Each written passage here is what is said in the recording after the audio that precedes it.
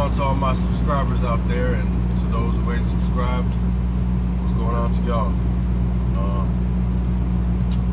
Today I want to talk about what's been going on in Syria, specifically with Turkey. And I kind of want to unpack a lot of the things that have been going on there and kind of explain for those who aren't really sure what it is to think about that whole situation. All right, and I'll try to be brief with it. So basically, a lot of you might have heard from the gentleman Russo, I forget his first name. He had said, I don't know, this was a couple years after 9/11. He had sat down an interview with Alex Jones, which I'm no subscriber of Alex Jones, but there was a time when he was actually bringing forth some truth. What happened years ago with him is up for discussion. I don't know.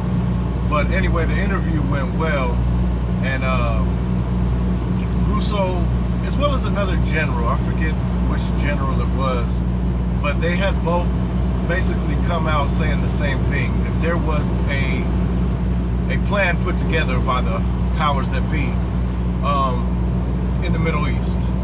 And this plan included regime change and toppling the governments of Iraq, obviously, Afghanistan, Libya, Syria. I don't believe Egypt was included. I think Somalia, Venezuela, which would be the odd country out, and maybe one other. It could have been North Korea. I could be wrong. Anyway, the point being is, when these war pigs go to war, it's not just on a whim. These things are planned for decades, maybe longer. You know what I mean? I mean, these people are slick. I gotta give it to them. Yeah, these things are planned far in advance, and a lot of things are implemented. A lot of pieces are put in place beforehand. Now, specifically sticking to Syria, obviously it was one of these countries. If you'll notice, or maybe you didn't notice, I did back in about 2012. One morning I woke up, back when I used to smoke weed, I was stoned, and suddenly the mainstream news media was on this ISIS shit, ISIS this, ISIS that. I had never heard this before, and at the time I was a hardcore news junkie. You know what I mean?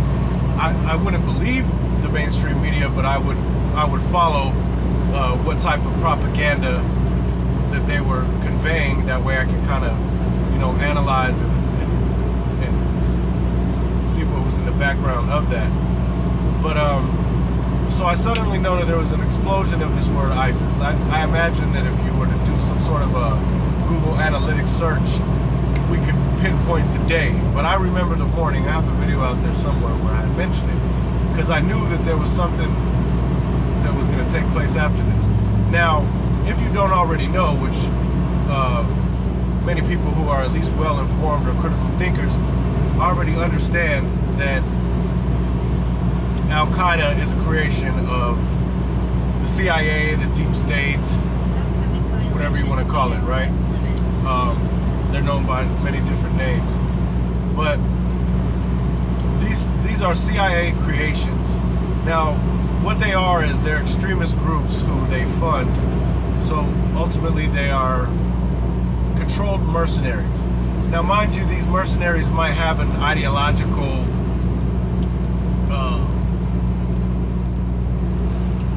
base for their existence or what have you, but they're useful in the sense that they're simply pawns in a greater scheme of things, in a greater game. So when you hear somebody say, the CIA or the United States or Israel or whatever, that they created ISIS, a lot of people disregard, like, they disregard that. Like that's some bullshit. It's not that they literally, you know what I'm saying, manufactured them out of the United States or anything like that. They just have had long-standing ties with multiple groups, being that they've been operating in the region for years.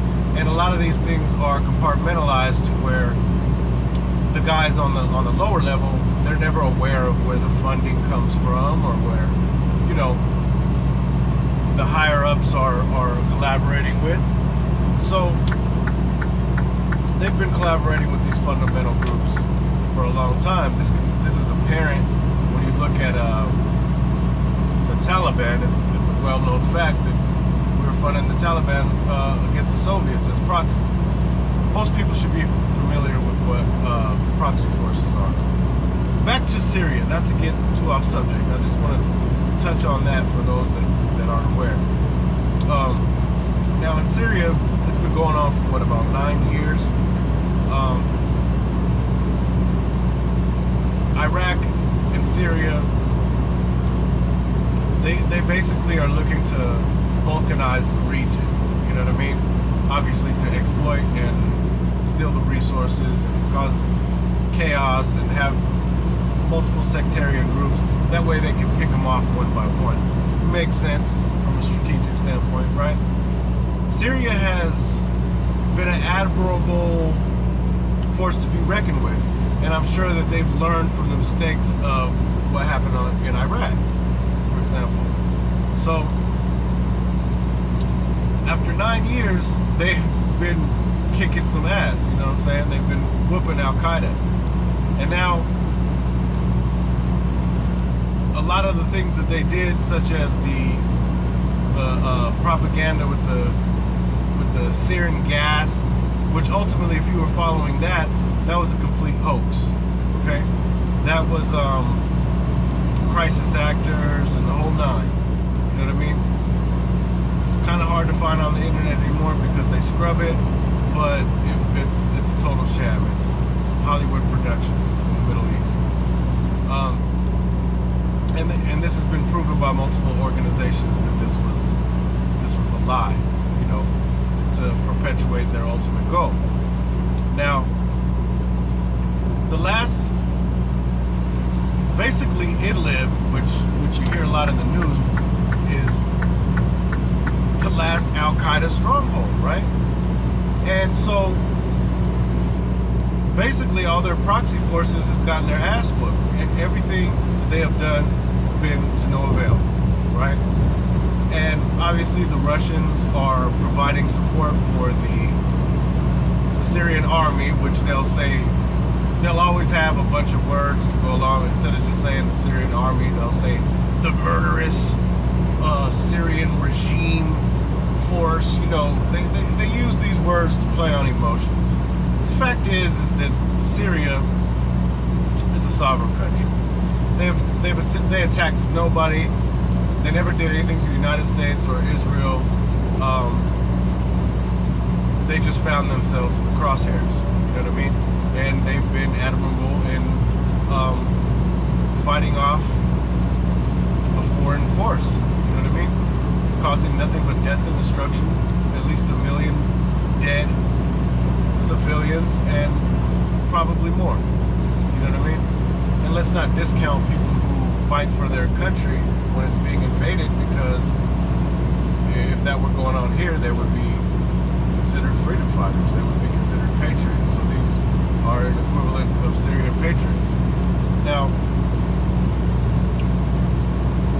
Turkey came out of left field, came out of nowhere. Now, the reason that I believe now they are trying to use Turkey as a proxy, but Turkey has a much bigger presence on the world stage, a larger population, and let's not forget they are part of the European Union. So I believe what they're trying to do is they've changed course and they've upped the ante, and they want to create a problem, manufacture a scenario in which they can say, oh shit, look,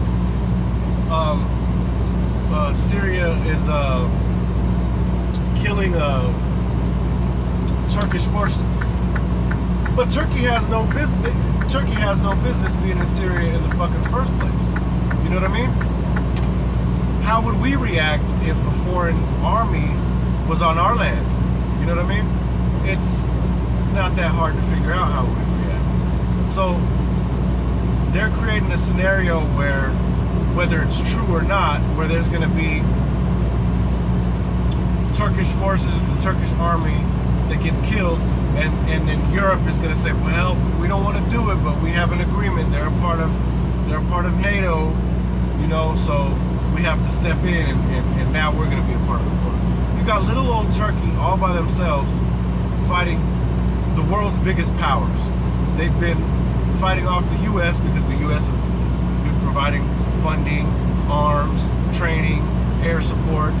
They've been fighting off Israel, and now they have to worry about Turkey, and potentially they have to worry about NATO, which is pretty much the majority of European countries. Now, it's always the same players. It's always NATO and all these mostly European countries. Now Turkey, you know, the newest part of the crew, who are committing these war crimes and who are basically continuing the legacy,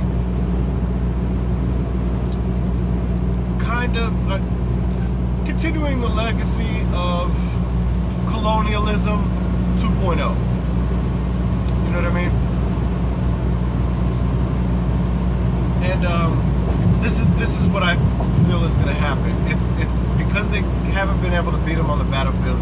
They need even more people to gang up on them. This is what coalition forces are, and this, that, and the third. So they have the media arm, the arm of the propaganda media, and they're going to most likely get all the NATO forces involved when they have no business there anyway. And what people aren't saying about Idlib is basically it is a haven for Al-Qaeda, but they're acting on the news as if, oh, poor people of Idlib have suffered at the hands of the Syrian murderous regime. No, it's a stronghold of all of these proxy groups that have been basically corralled into that region. That's the last of them. You know what I mean? So basically, Syria has defeated these superpowers. You know what I mean? Or their proxy forces, at least. You know what I mean? And that's huge. You know what I mean? That's huge. So they're gonna just rev it up, and now they're gonna use Turkey, which is a bigger proxy, so that they can have a justification to bring in the NATO nations and just decimate this country. You know what I mean? Some have said, and I believe there's a good chance that a lot of this plays into the Greater Israel Project. I don't know if anybody's familiar with it, but it seems that way. You know, I understand that we might have oil interests there, but there's bigger things at play, and I believe that that is a part of it. The Greater Israel Project. If you're not familiar with that, go ahead and look into it. And obviously, the United States is just now out front with it. You know what I mean? As far as stealing the oil, President Trump himself has just come out and said it. Yeah, we're gonna take the oil.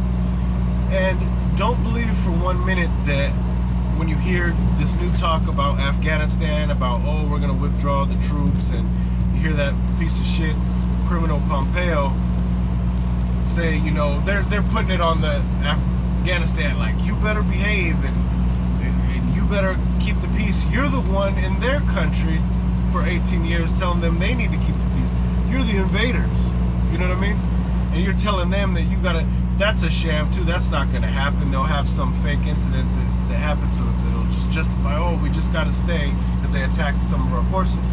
Now, don't believe that they're gonna draw down troops, because what's going on now is the military is transitioning to a whole new era, which is the era of mercenary forces. This has been going on probably longer, but at least since the Bush era. You know what I mean? A lot of you remember Blackwater and the likes. I'm listening. Blackwater, I'm sure you are, bitch. So Set home location first. they go ahead and draw down the official troops, but they're probably putting twice as much mercenary forces, and that's something that they won't tell you. So that when you hear of contractor killed, it's not a dude who's building homes like a contractor that you might run into at Home Depot. Contractor is just a bullshit word for mercenary. So what that says is that slowly but surely the military is being transitioned to one big mercenary force for the corporate elite, for the corporate masters, basically. And they're going to have their own private military, and they don't have to abide by the laws or the rules of engagement that the military would have to abide by. And that's a very slippery slope, and it's very scary that it's coming to that. So don't believe for 1 second that there's there's only 8,000 troops or 16,000 troops here or there. It has been transitioned to the hands of corporate military. Our tax dollars goes in and does all the damage. With our taxpayer money, we do all the dirty work, and we get in debt as a country as a whole. And then, for the corporate masters, the corporate elite who control all these countries, and then they come in and then they got their mercenary forces to do the rest and to pillage these nations and continue to enact their wicked ass agendas or what have you.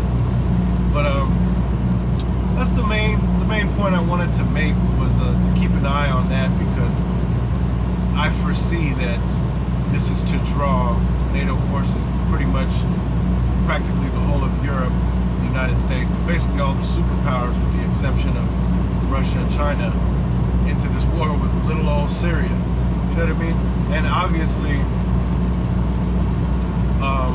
this would be a broader war, because Russia's not going to let that shit go down, because they're down with Syria. So it's really, there's going to become a time where the proxy forces, it's just gonna be all out war. You know what I mean? That's all I wanted to say. Please like and subscribe. I know I don't make videos as much as I should, and that's gonna change. The next video that I'm gonna be making is an analysis. I'll either do this today or at very least this week. I'm gonna be making a video of analysis on the Democratic candidates. A very thorough analysis, mind you. And I really wish you to tune in for that. So hit the notification button and subscribe to my channel. I'm going to be coming with some real hard-hitting pieces in the future. So appreciate your time, and hope you guys have a blessed week, and be easy out there.